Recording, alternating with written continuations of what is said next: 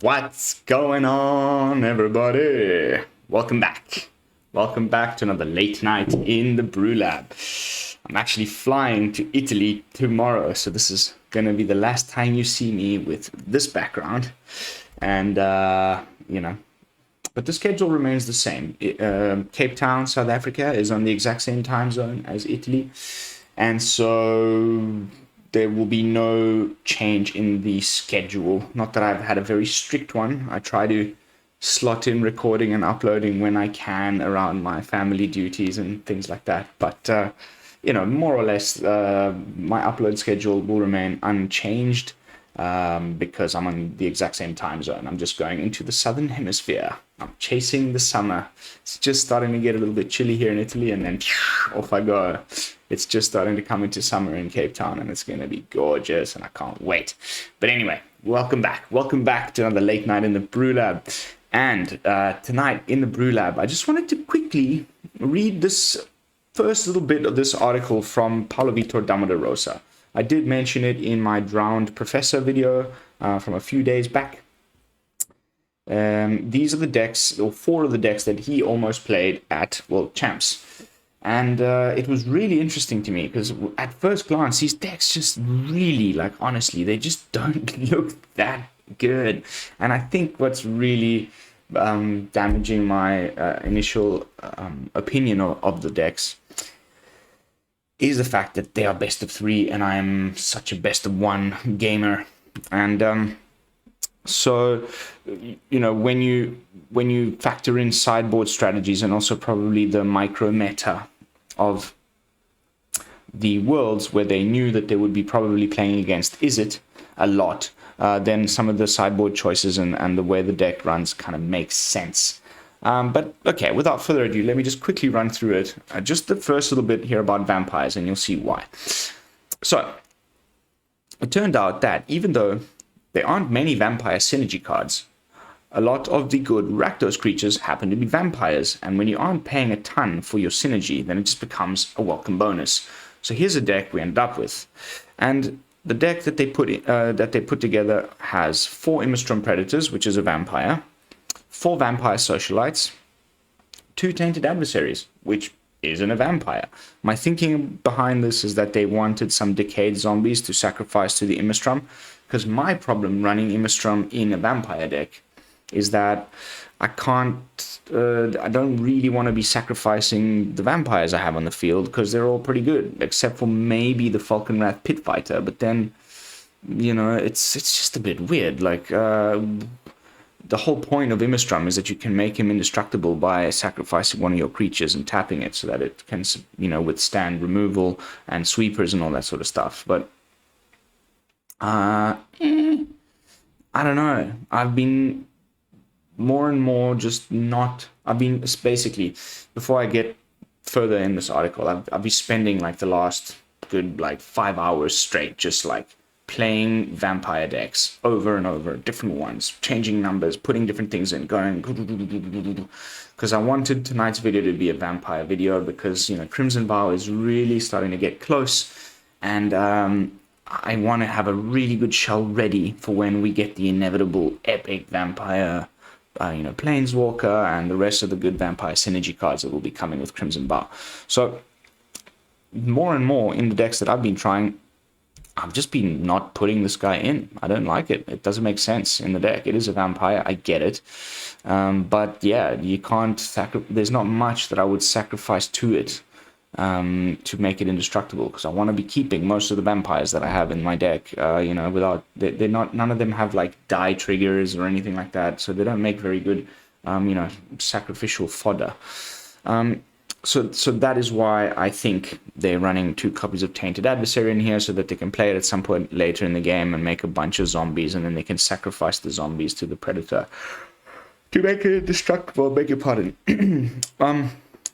Next up, 4 copies of the Bloodthirsty Adversary. Such a sweet card. There's 4 copies in my version as well. 4 copies of Falkenrath Pit Fighter. Then Reckless Stormseeker. Not a vampire. It's Rakdos Vampires? Okay. Let's put a werewolf in there. I mean, I get it. It's a really good werewolf. And I'm assuming he just wants to give the Immerstrom haste, and it's some kind of like hasty type of a, it's a, when you look at a deck and there's 26 creatures, most of the times that's an aggro deck. I'd say 99% of the time, like the majority of the cards are creatures, it's going to be some kind of an aggro deck. So this is some sort of an aggro plan, but I'm going to continue to read the article in a second. Then they've put in like 2 Duress, 1 Bloodchief's Thirst, 1 Shatterskull Smashing, 3 Agadeem's Awakening, 2 Play with Fire, 4 Infernal Grasp, with no other way to gain life in the deck. I get it, it's an aggro deck. You're trying to smash face, you're trying to like end the game by turn 5 or something, but I just don't see it happening. It's really, really, this doesn't seem like, how's that removal? I mean, this doesn't handle Planeswalkers, so like, I guess they just knew that there were only a few copies of Ren and 7 coming to the event, but then they didn't really know, because the decks only got leaked a few days before. I guess they have insider information or people, talking amongst each other, but it just seems weird, like, to have the only 4 of, as your, like, good removal is Infernal Grasp, and then just 1 Bloodchief's Thirst. 2 Play with Fire, that only do 2 damage. And then we go and look at the sideboard, and he's got another Duress, so definitely, Duress I understand, because they were trying to get rid of, Alrund's Epiphanies and other stuff like that from the opponent's hands. 3 Skyclave Shades. Okay. 2 Crippling Fear makes a little bit of sense in a tribal deck, but there's a lot of like non-vampires here, so again, you can't just pick like one creature type and hope that yours won't get swept. There might be some that get swept along with. 3 Check the Traps, like on top of the already 3 Duresses, more hand hate, and then a Graveyard Trespasser, so it's actually more like Rakdos Vampires and werewolves with some other weird stuff in there. I honestly was flabbergasted, and this is the top one, like out of the ones that that they were looking at and potentially bringing to Worlds. And he says, if you read the whole article, this is the one that they were closest to bringing instead of mono green. It seems like just a crap deck to me. What am I getting wrong? I don't know. This is like previous world champion. He's an incredible Magic player. Maybe I'm not seeing something. I'd love to hear your thoughts in the comments down below. But anyway, as far as Vampire synergies go, we have 2 cards, Falkenrath Pit Fighter and Vampire Socialite.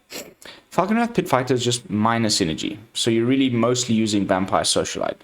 On top of those 2 cards, Bloodthirsty Adversary, Florian, Voldaren, Scion, and Immerstrom Predators are all vampires.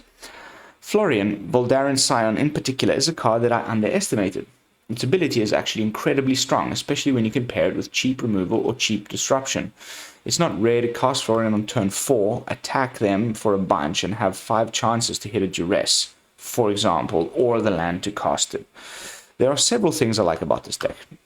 The first of them is its ability to have aggressive starts. Turn 1 Falkenrath Pit Fighter into turn 2 Vampire Socialite is almost comparable to turn 1 Usher of the Fallen, turn 2 Luminarch Aspirant. And I see that as a gold standard of starts for aggressive decks nowadays. And that up so far, I'm on board with all of this. After that, there's Bloodthirsty Adversary. And I wrote about Bloodthirsty Adversary a while ago and even picked it as one of my top 5 cards in the set. I have not read this article. I should probably do so. And decks like this are a big reason why.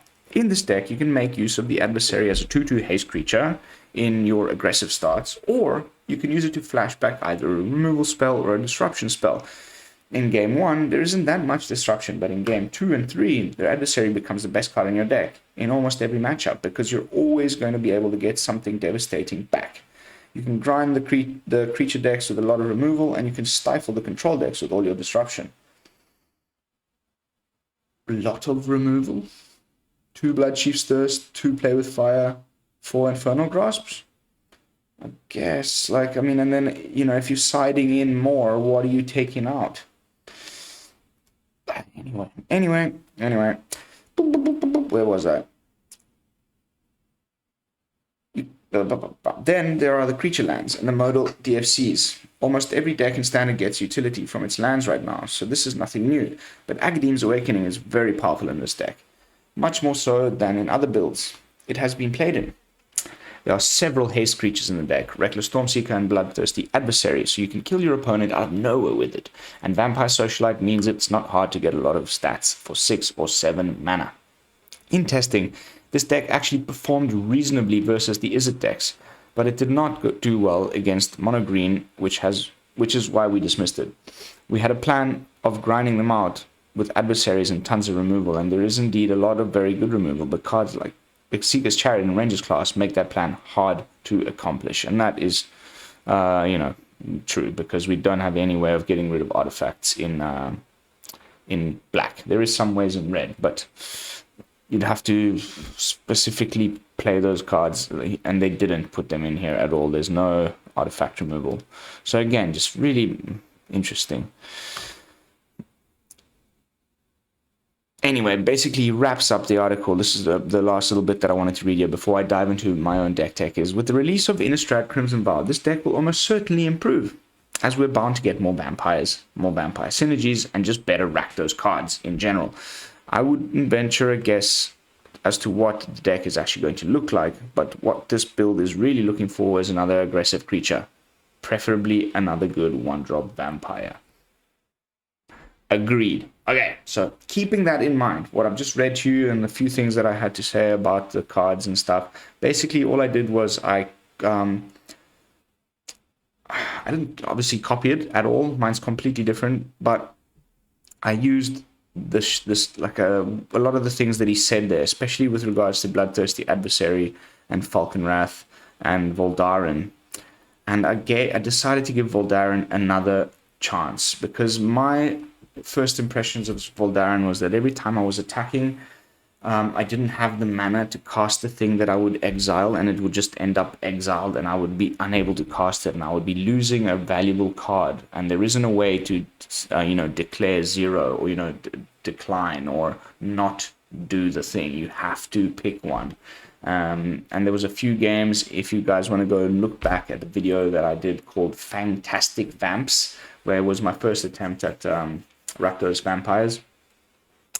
And that was my experience with it. But then, this is, again, like, for the sake of repeating myself, this is a previous world champion and one of the best, like, he's a Hall of Famer, top 10, blah, blah, blah. He's an incredible gamer, an incredible Magic player.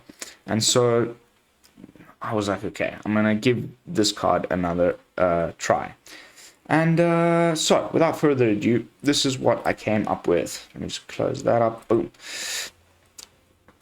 This is my Vampires version 2, and it's the deck that we'll be playing tonight. And I've been playing this one now solidly for a good couple of hours.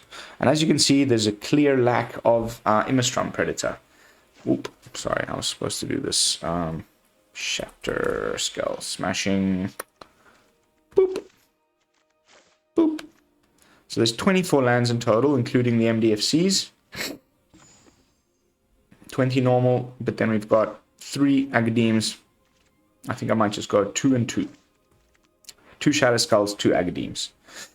And I've put in some cards that I think are better for best of 1. So we've got Duress, which I like because the more things are in the opponent's graveyard, the bigger your Nighthawk Scavenger get, which is also a vampire. Super weird that they did not think to include him here in that list from earlier. Like flying, death touching, life linking, a creature that can grow, and because they had all of that, check for traps and duresses, they would have, been able to put quite a bit of things into the opponent's graveyard, and this could have become a pretty important piece. I mean, it's a vampire deck. They suck blood. They gain life by doing so. It's just so weird that there's, like, out of all of the new ones, there's like none of the vampires that have lifelink or any sort of gaining life abilities, except for there's a 2-drop sorcery that makes a little vampire token, but then it and this has lifelink, but then it just sacrifices at the beginning of the next end step. So I don't know. I was initially running this one in my version 1 of this deck. This time around, I've just opted not to have it. And my thinking is this. If you want to have Bloodthirsty Adversary and do the thing that Palovito was talking about, where you can play it as a turn 2 aggressive hasted guy, and then later in the game at turn 5, you do the thing where you pay 3 and flash back something that's in your graveyard. I want it to be flashing back, you know, something that's going to instantly remove a problem from the battlefield. And so that's why I've put in like Poison the Cup, Infernal Grasp, Poison the Cup, Demon Bolt. These are all 3 mana spells that you can cast back with the Bloodthirsty Adversary.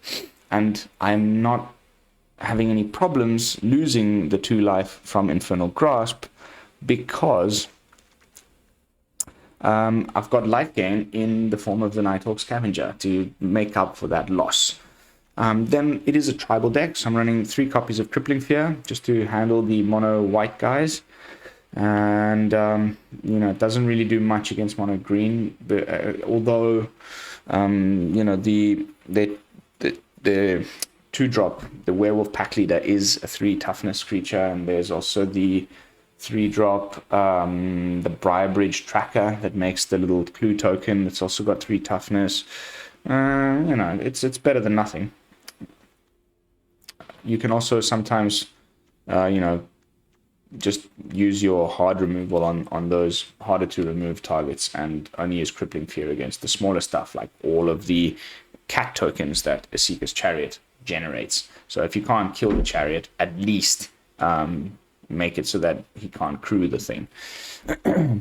And anyway, so this is the new deck, Vamps version 2. Low to the ground, no Immerstrom Predator, because I don't want to be sacrificing any of my Vamps. We're trying to go turn 1, turn 2, you know, turn 3, and then, you know, we've got 4 copies of Florian. I really wanted to see if this thing starts to make sense. Like Paulo Vitor said, you play it on turn 4, you keep 1 mana up, you attack, you are able to then look for some cheapish spell to cast. Or just a land. I think most of the time, if we don't, it's tough, man.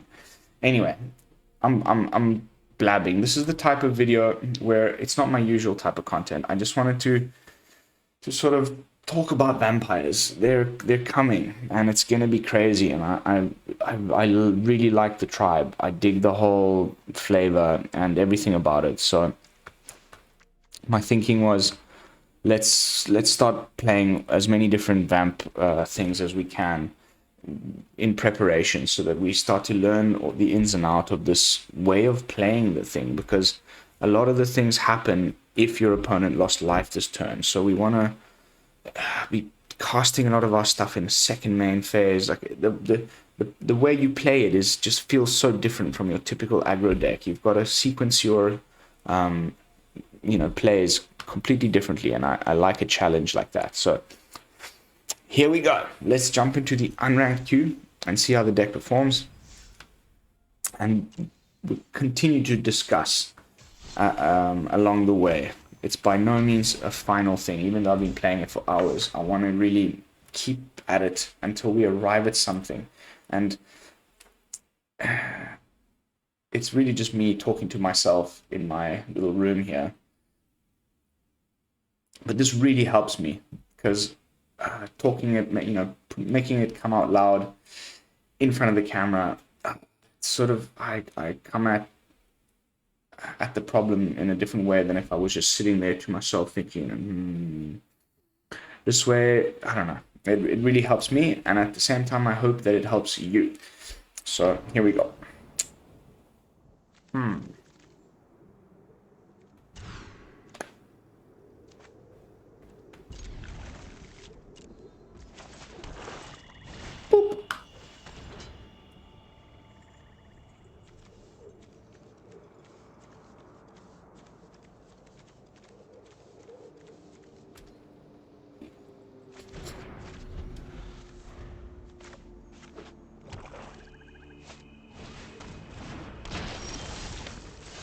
can be like very willy-nilly with removal.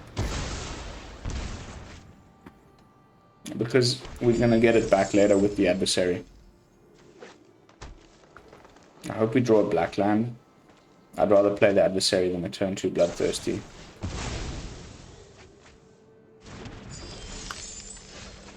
Alright.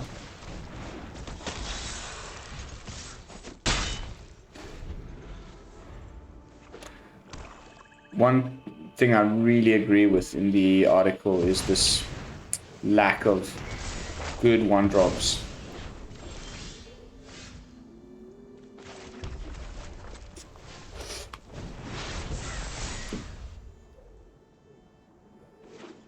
You need to have like 2 good 1-drops in an aggro deck, in my opinion. We almost never have Falkenrath in the opening hand.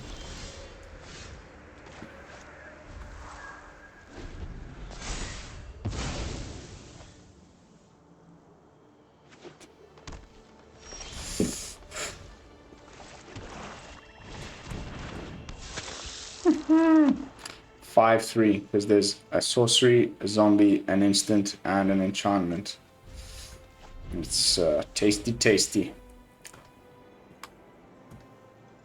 Hopefully he doesn't have another binding.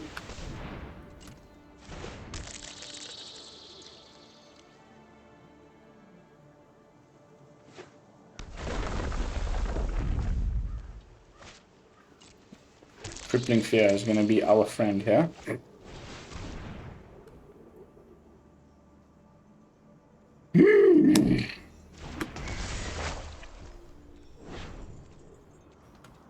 This is when Agadeem's Awakening is going to be great.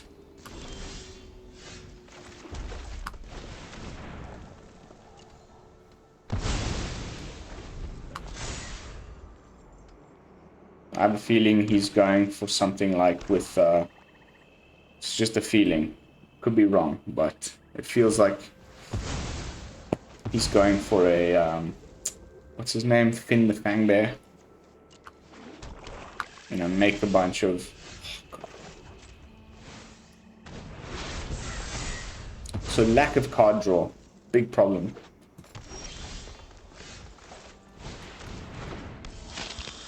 (6/3). I think that's maxed out. No, it could be if there's a Planeswalker in there. Oof. Oh, he's got his own.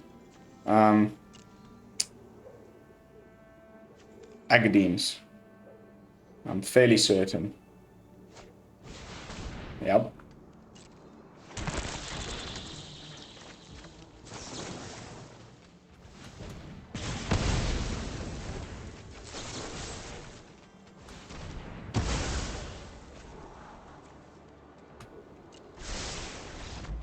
Oh, come on, mate.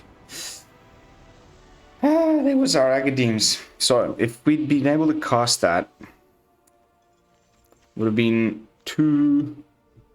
Yeah, so we would have had to cast it for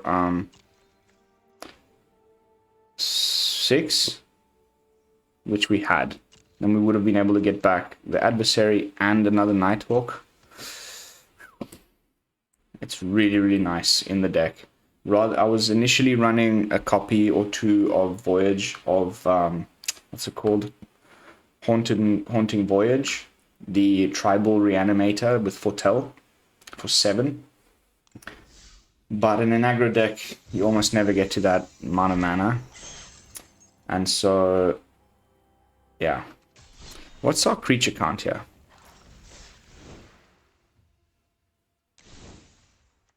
A lot of people, because we've been lacking this good 1-drop vampire, have been putting Valentine in there, which is a vampire, and they just never cast the backside. Which makes sense, actually. It could be a good idea. Then you make the pests, and you could sack the pests to the Immerstrom Predator and have, you know, something to sacrifice to the Predator, and then run the Predator. We're running a little low on space here. Is there just maybe too much removal? 20 creatures, 20 non-creatures? Is that really an aggro deck at that point? I don't know, but I feel it's necessary. especially in best of one, where you're running up against mono white and mono green more often than not.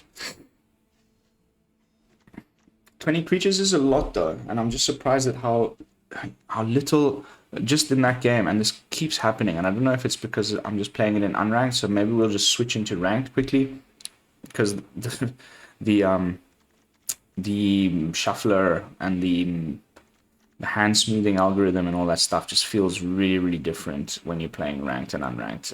I don't know if it's just me, but I've asked a lot of people and we all tend to agree.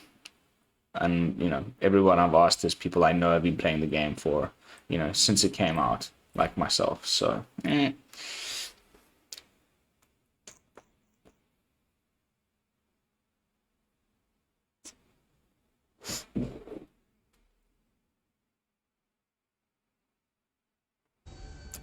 Moshi moshi. Moshi mosh. Moshi. Moshi moshi.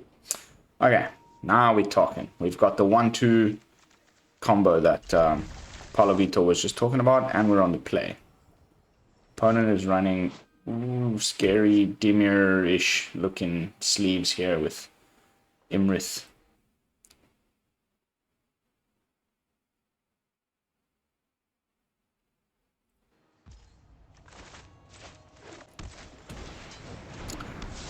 Don't forget, and this is very important, attack first, then play the Socialite. Don't play the Socialite, then attack. Then when it comes into play, it comes in play with, you know, it'll give the Falkenrath a +1/+1 counter.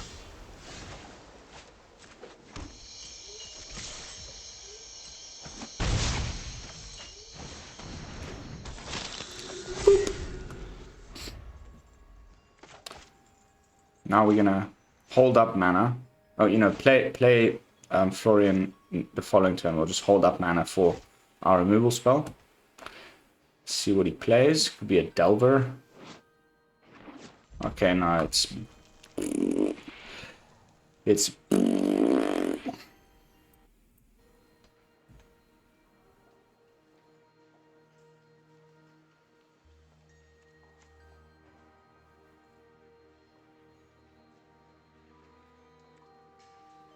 okay. In this case, if he doesn't get rid of my stuff, I will play it onto you know, in my postcard.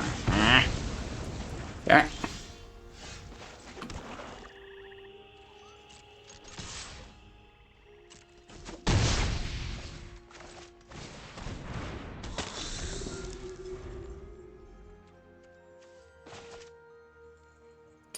You need to have 5 mana to do the Bloodthirsty Adversary. I'll go and play this shit on the freaking rank queue, man. I'm specifically playing unranked to stay as far away from this nonsense as possible, and then you still find the odd guy who's just cannot stop himself from playing this nonsense in unranked as well.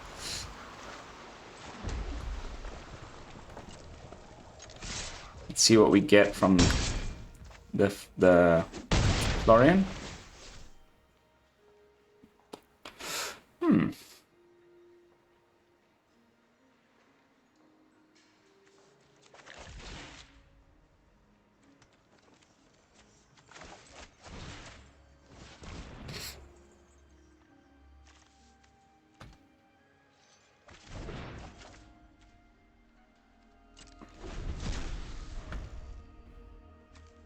See, that's a typical Florian scenario, where like I couldn't cast any of those things, and I ended up having to exile the land. But I'm gonna keep trying. It does seem good at face value. It's it is really strong, of course, the effect.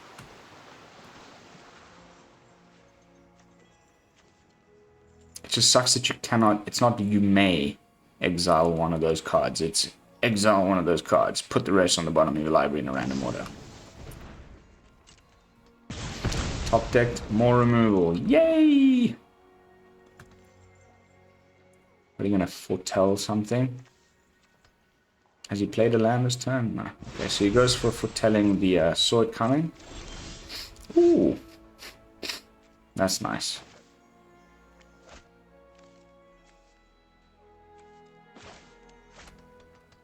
Well.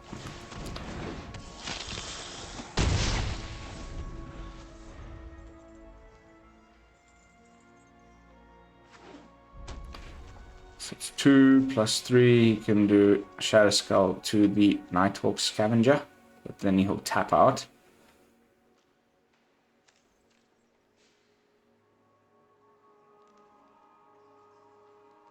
And he has to do it or we win.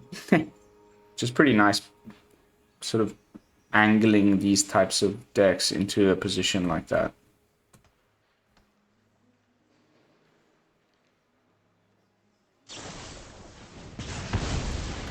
What?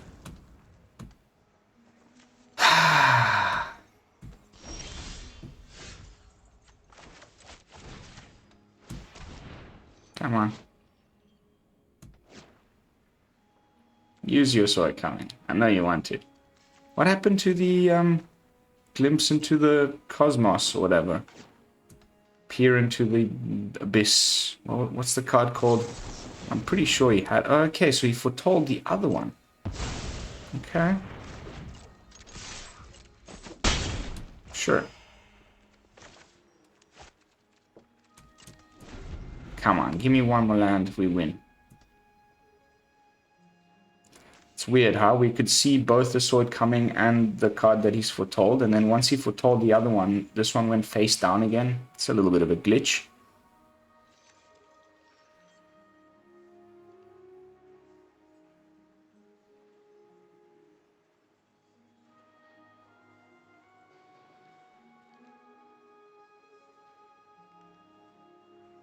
Moshi moshi, moshi moshi. One more land, one more land. Oh.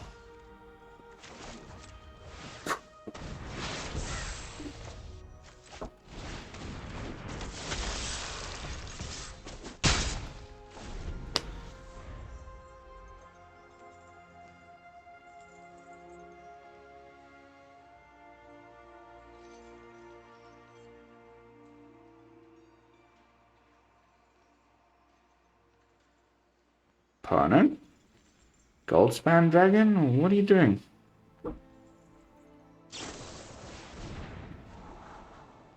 It's only forgivable to play a stinky deck like this in unranked when it is the first time you're playing it, and that's what it feels like. The guy's really quite slow.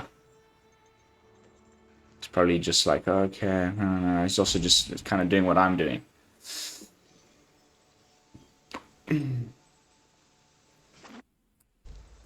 Okay.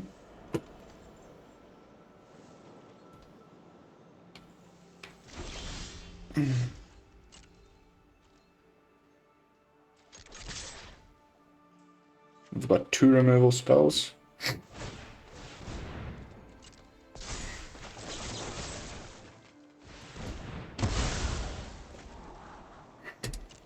There was the land, but that's okay. Okay.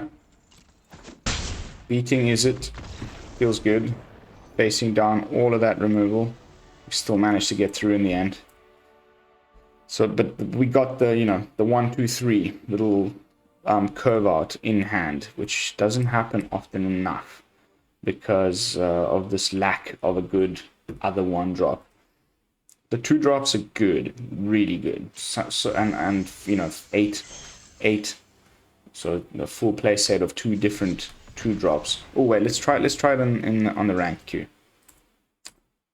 If we can get the cancel button in time. Boop, boop, boop, boop, boop, boop.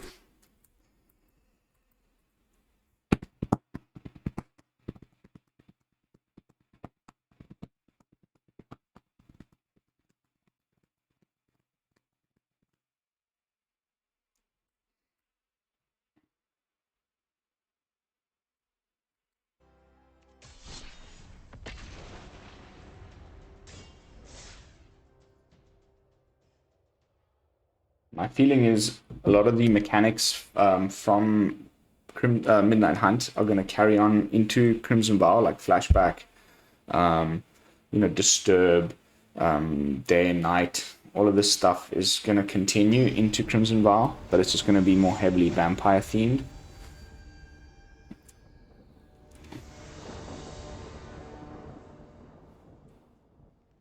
Okay. Don't have the 2-drop, but that's not bad.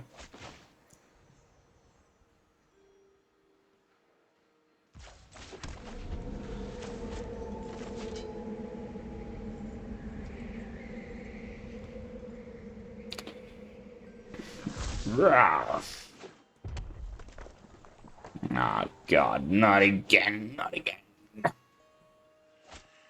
Okay, no, this is wolves. Gruul werewolves. Kessig naturalist.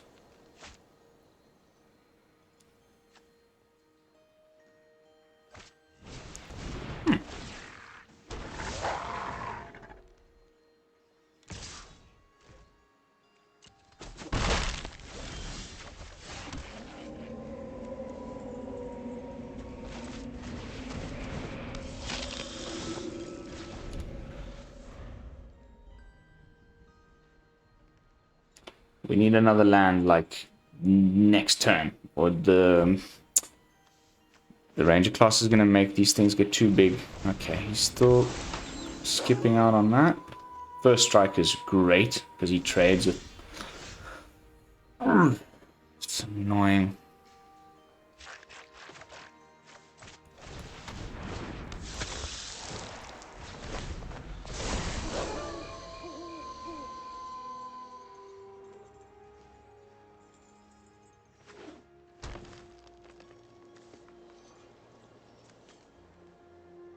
The first strike makes it really nice.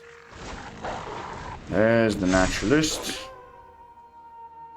Ouch. Okay.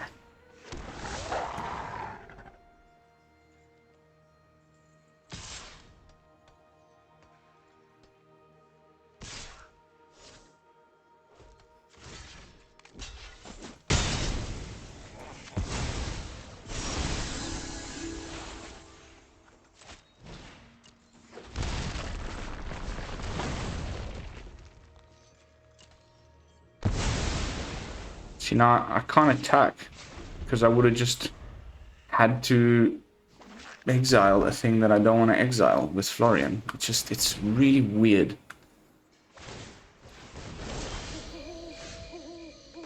Now, however,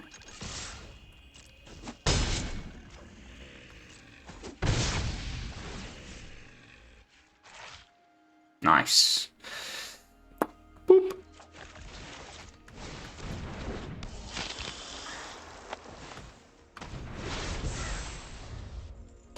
I might do the thing next turn with the Falkenrath, where I'll sacrifice it and draw 2 cards. Because Florian has first strike, you can do that, you know, earlier. Okay, definitely gonna do that.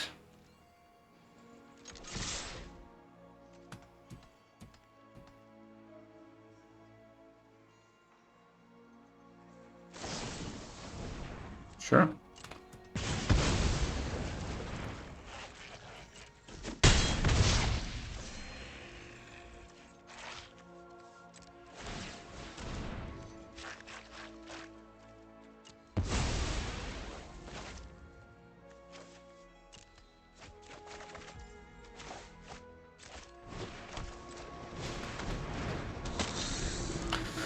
Slowly starting to learn how it's supposed to be done here. Good game. Bye bye, werewolves. I find it so funny how they were like so hyped up, so pushed, and then it just win rates petered off, less and less people playing it on ranked. Didn't turn out to be a very good deck at all. I was myself, you know, got suckered in by the hype. When it came down to it, it's not that good.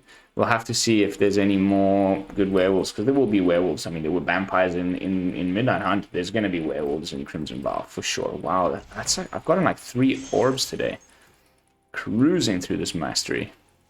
There's a little announcement here that says, this mastery expires in 24 days, unspent orbs from... Okay. Okay, so it's finally time to start putting some stuff on blue. Completed all the others. What pack did I get? Is it a...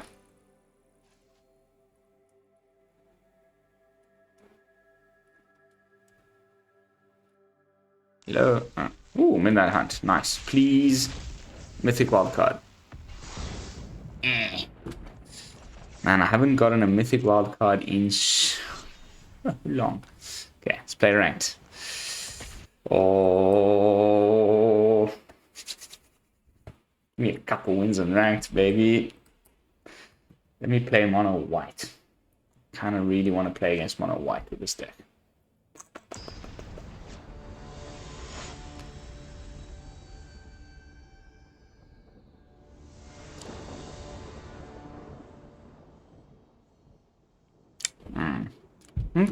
Okay. No 2-drop. But still pretty sweet.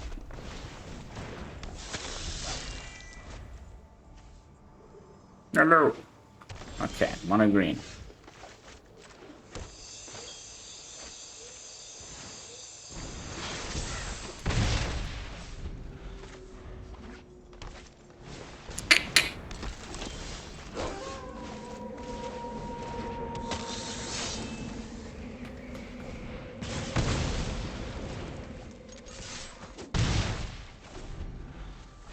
Aggro plan, so far so good. I was worried there'd be a troll coming my way there. Okay.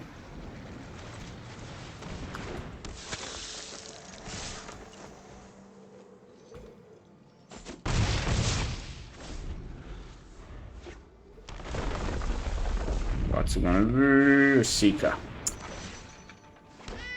Okay, we need Crippling Fear.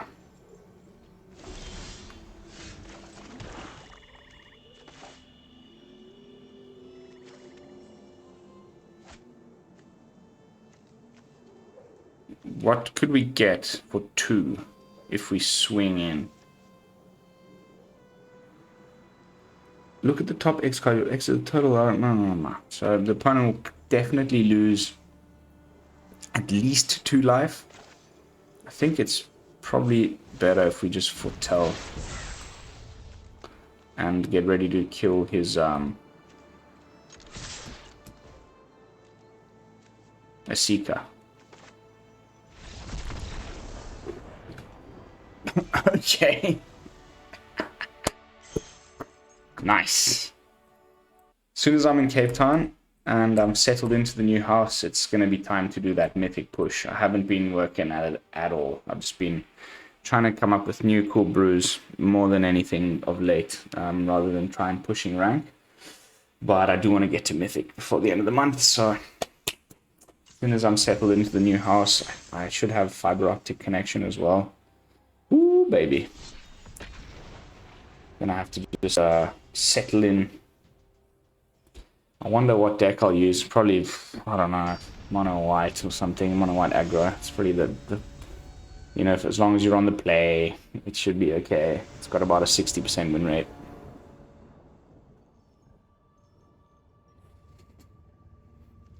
Okay, let's give it a try.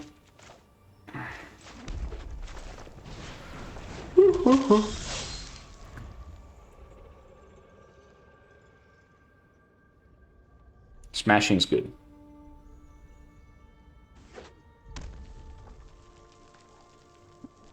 Play with fire.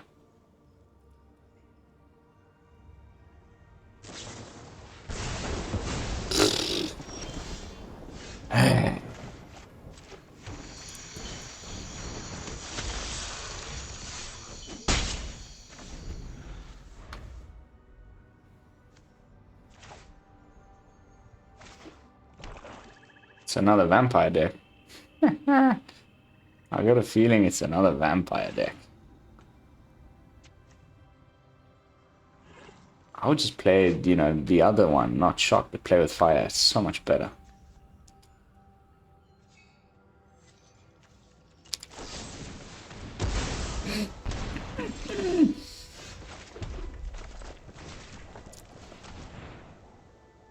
Yep, it's a vampire deck. Lol.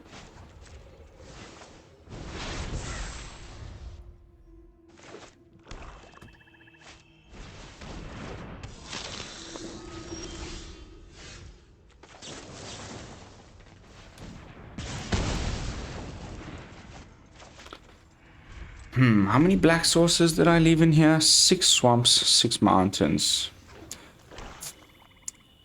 I think maybe I should run a few more swamps than mountains.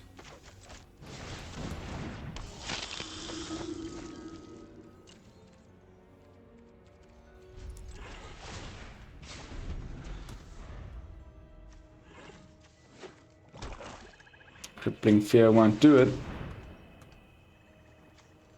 Warrior?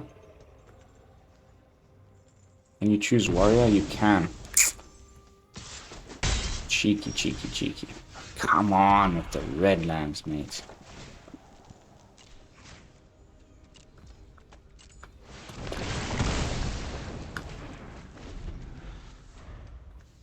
So, getting paired up in the mirror.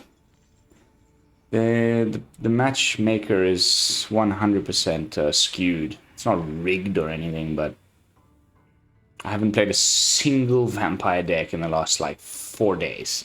This is the first time I bring a vampire deck onto the rank ladder. Magic. Vampire deck. 1, 2, 3, 4. Nah. It's like he's just getting black and no red. I'm only getting red, no black. I want to play my Scavenger, which will, by the way, be a 4-3, which is great.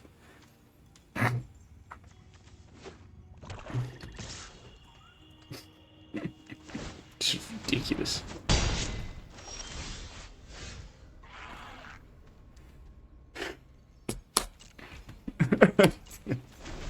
You just have to laugh because it's ridiculous.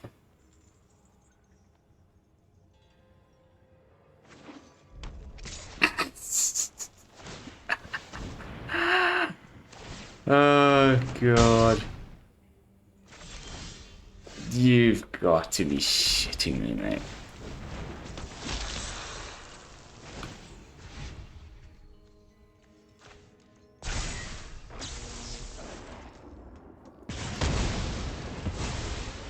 Unbelievable.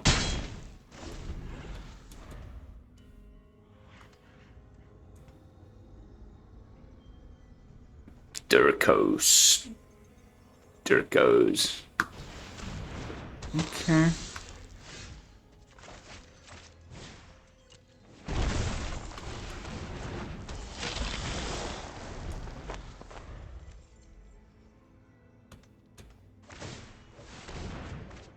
That's nice.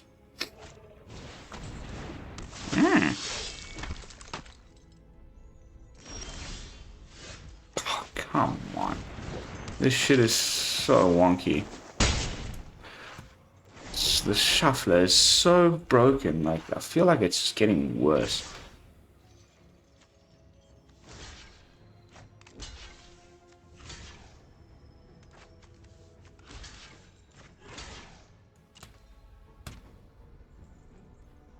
What have you got? What have you got? Okay.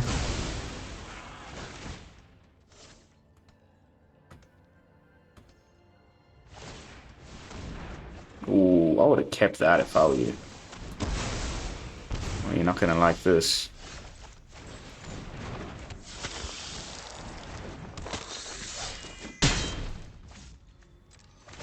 Actually, no. I'm not discarding my last Nighthawk, just in case.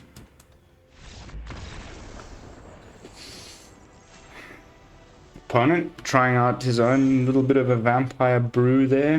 He's probably putting in some of the ones that are just a little bit too weak. Like, I mean, I like that ability to discard, draw 1, but it was really expensive. 3 mana. I guess you can do it on the turn it comes into play if the opponent's lost life this turn, but 4 mana investment for a common that doesn't do much. I don't know. So we're getting to the bottom of something. It does feel a little bit better than my first version, for sure. I honestly have been working on this one for a while now. The amount of different versions I went through was crazy. Let's see here. Should we go down? My game always takes there. The button takes a little while to click there.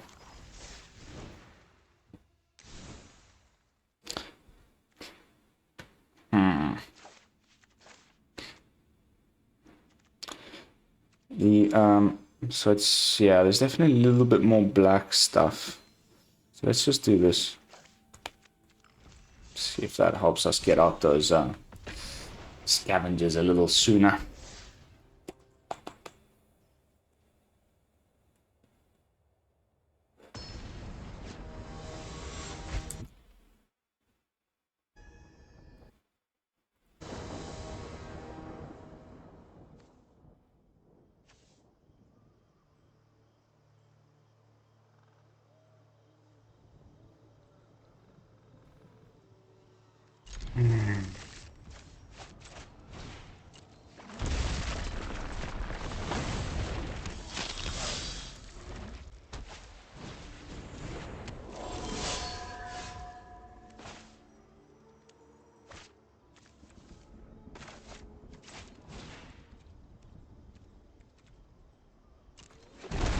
Just gonna wing it. Should not have cast you.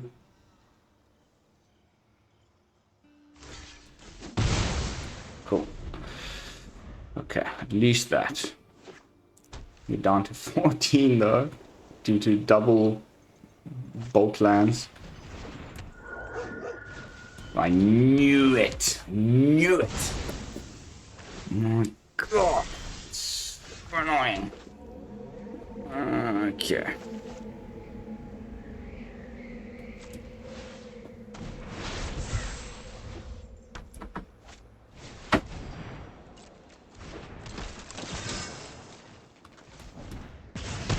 Bye-bye.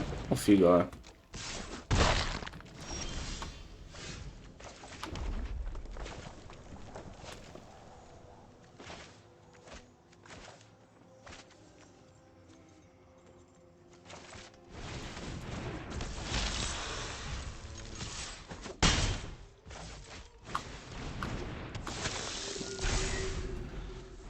Not bad.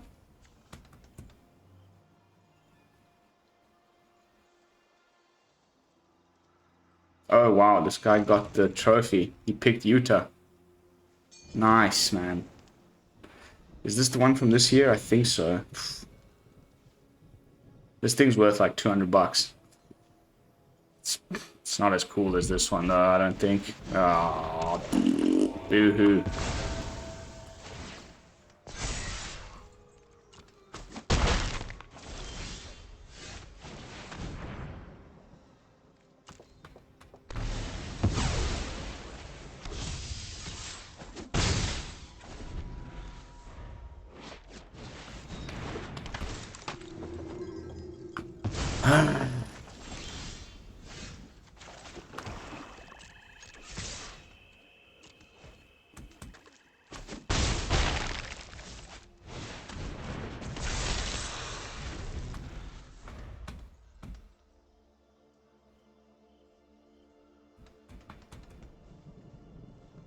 Apparent. An ass pirate.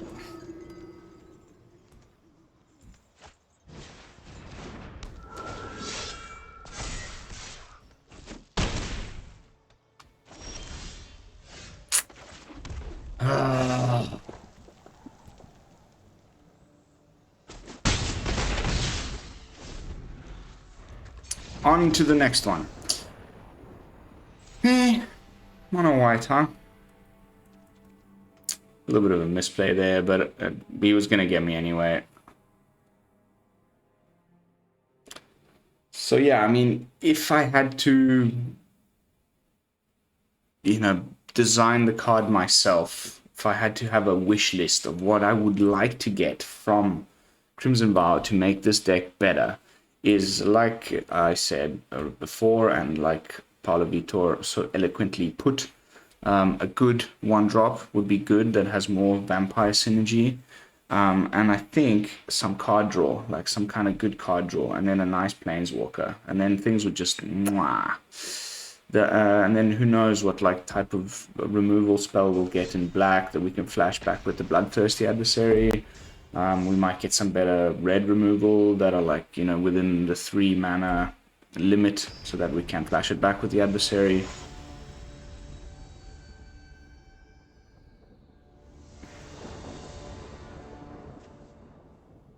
So you can't really go super mid-rangey.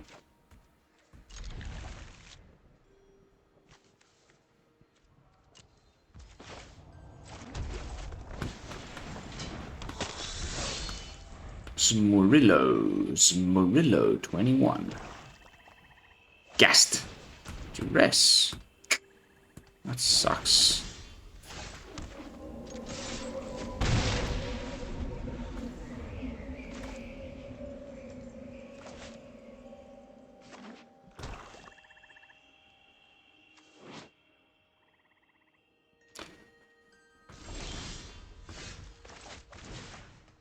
Right back at ya, buddy. Right back at ya.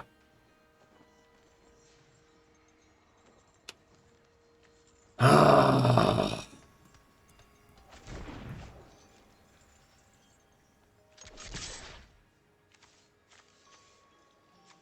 Oh wow, this is a mega toxic mono black control. Whoop-a-dee-doo, Basil.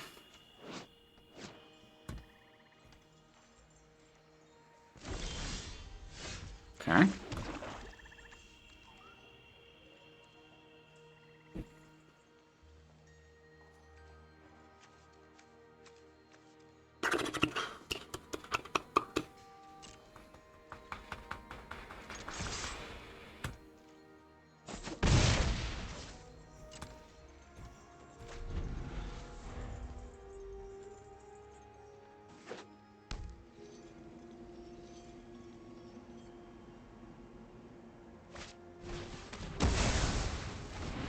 I thought.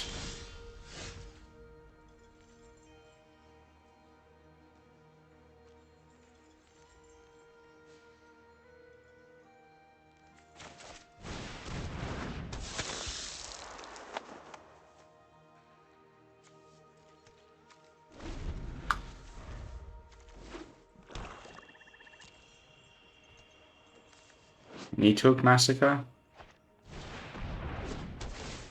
Yeah. Makes sense.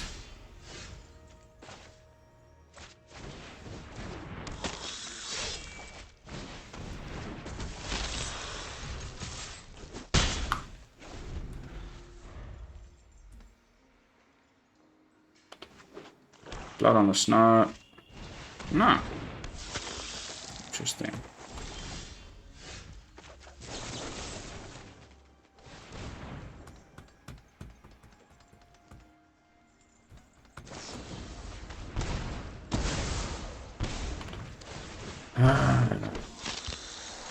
Puke-tastic.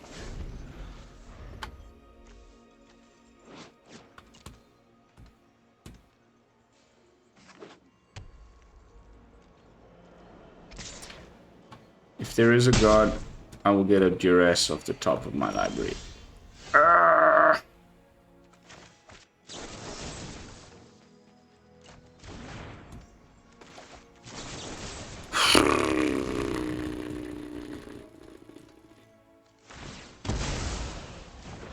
Can't even attack because of the Haven. So frustrating. We stuck on 3 lands, man. Just getting screwed over the last couple of days. Unbelievable. Terrible, terrible.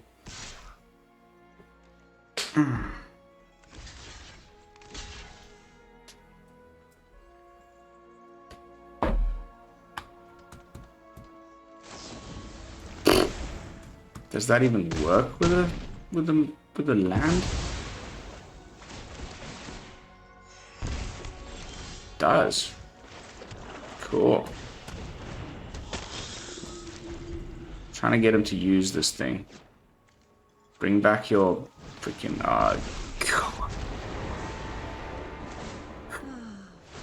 Guys, help me, please. Mono black is so toxic, dude. God. It's the perfect control deck right now. Aggro doesn't stand a chance against mono black right now. It's posting some really good results on Untapped GG. It's like... yay. Would you look at that? A real asshole.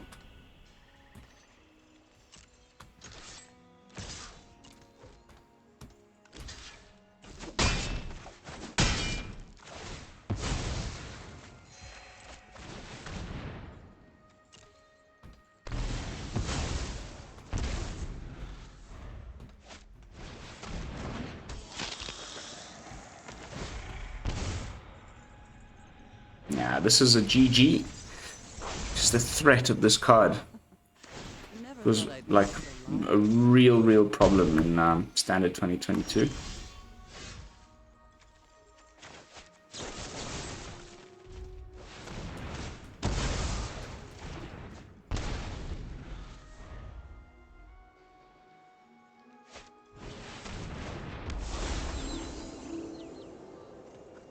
The Celestis? And I'm on a black deck? Cool. People getting creative and shit. Let's go digging.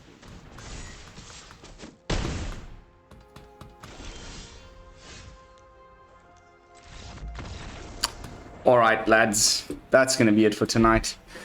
I'm going to call it. I have to still record one more video for the day while I'm on the plane.